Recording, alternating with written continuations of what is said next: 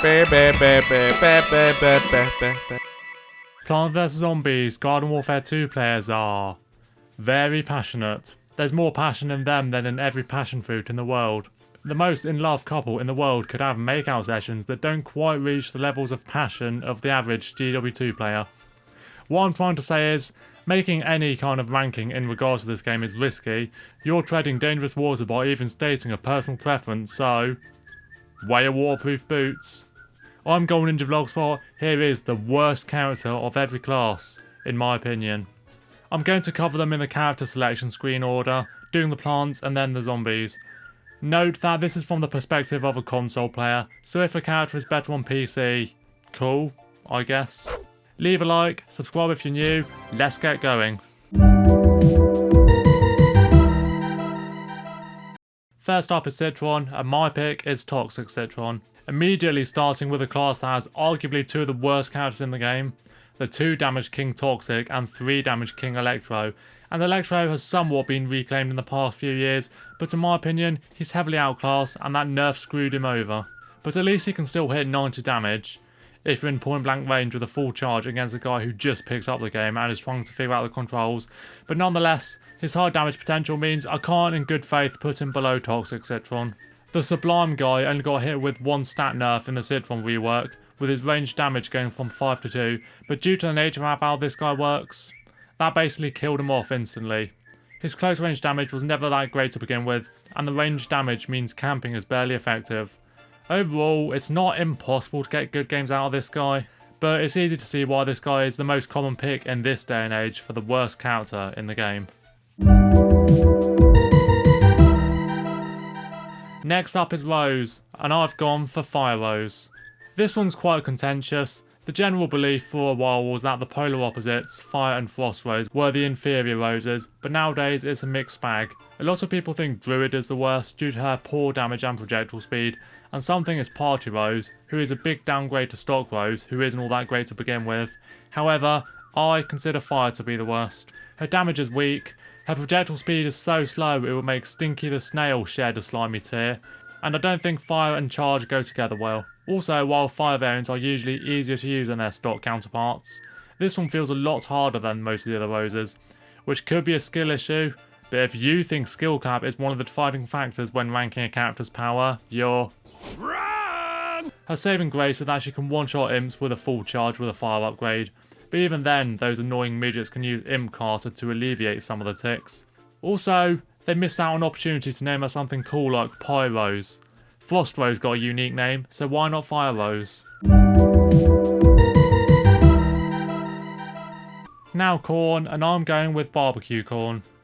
This one is quite contentious between Pops and Barbecue, and some may argue Mob, but let's strike him off the list straight away, because being a mild downgrade to Kernel Corn is nothing to scoff at when Kernel is probably the most overpowered stock character.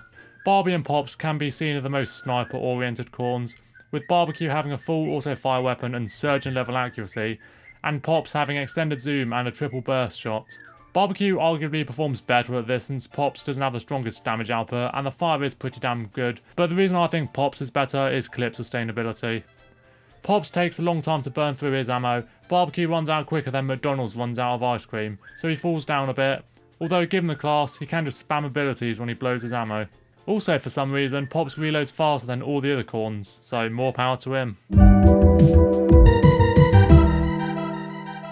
For Peashooter, my pick is Rock Pea. This one's pretty predictable. I know some people swear down that Toxic Pea is worse, and he's a shadow of his former irritating self, but he still has a good splash radius, toxic damage. He's good for rooftop camping, which Peashooters are built for. What does Rock Pea have? 25 extra health. Cool. But compared to Stock Pea, he hits less damage, fires slower, moves slower, has less ammo, so what's the point? The trade-off is not worth it at all, especially when you compare this to Agent P, who is one of the most broken characters in the game in spite of having less health than the other Ps. Chomper now, and my vote goes to Yeti Chomper. But how could this possibly be when he's the only one with range? Yes, this one's highly controversial since he does have a fundamental advantage over the rest of his class, but his damage is straight up pathetic, and his arc is so difficult to aim and travels so slowly that by the time you've got yourself in the correct position, you've been lasered down. You still need to get quite close to be hitting substantial damage, and even with the addition of freeze, he just ain't it. And I believe with chompers you should maximise their strengths and not try to compensate for their weaknesses. As this guy demonstrates that compensation is futile.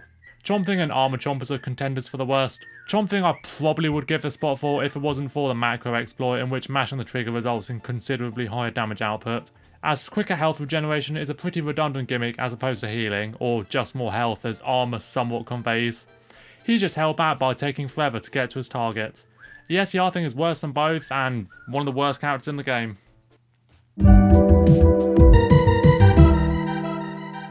For Sunflower, I've got Metal Petal. Similar scenario to Rock P, except the Metal Party MP gets 50 more health instead of 25, so she has something over Krusty the Turd at least. Her damage is just pretty poor though.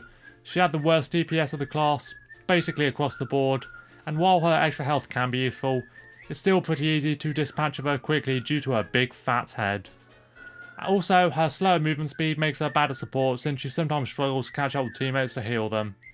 Some would argue Vampire is worse, and while I don't think the healing is a great trade-off for being more fragile than your grandma's China collection, at least she's competent at one-on-ones and she can sneak behind someone and shoot them for easy healing.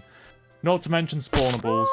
Also, just because I know somebody's going to bring up the ZPG survival, that's a misconception. She can still be killed out of Sunbeam with the ZPG, despite the numbers suggesting she can tank it.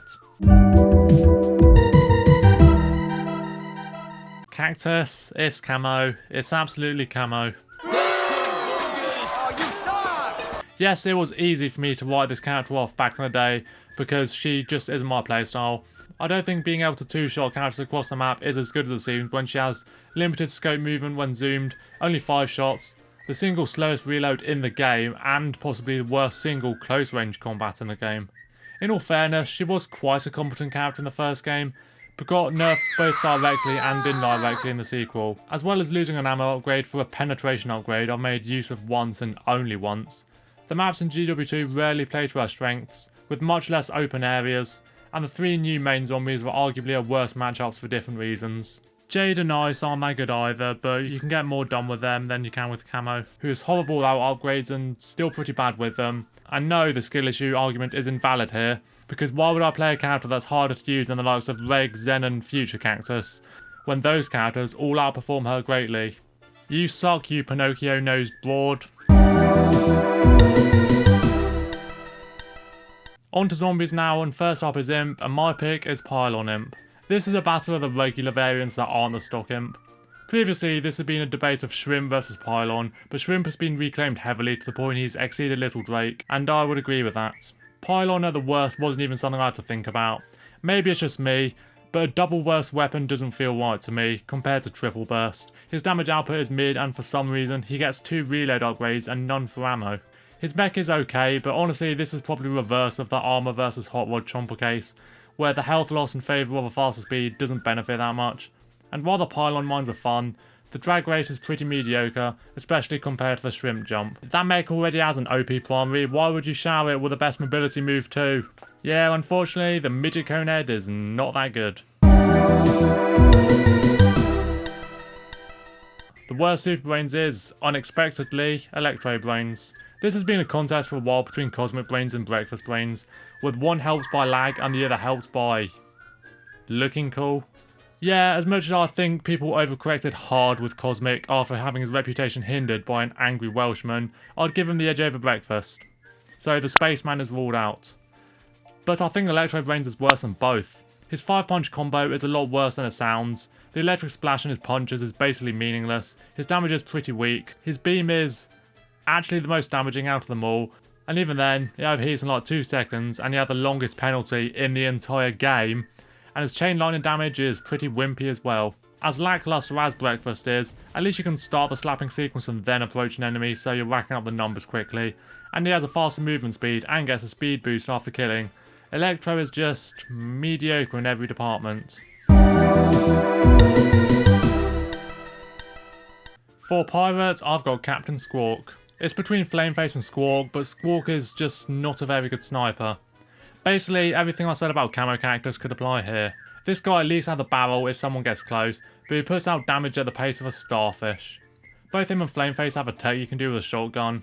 With Squawky Doodles, it's mashing the trigger to get more damage out, and that does help a bit, but all in all, as a bolt action sniper, you'd expect a lot more. The fan favourite soldier now, and it's Park Ranger. This was debated a lot more a few years ago. It was considered a hot take for me to say that park life is the worst.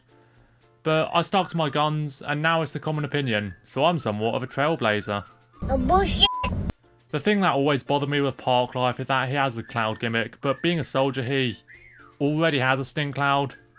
I don't know, I think another zombie class should have got the cloud gimmick. His damage isn't great and his clouds only do 2 damage, compared to Alien Flowers 4, although at least Park Ranger has the faster Roth. I also find he runs out of ammo too quickly.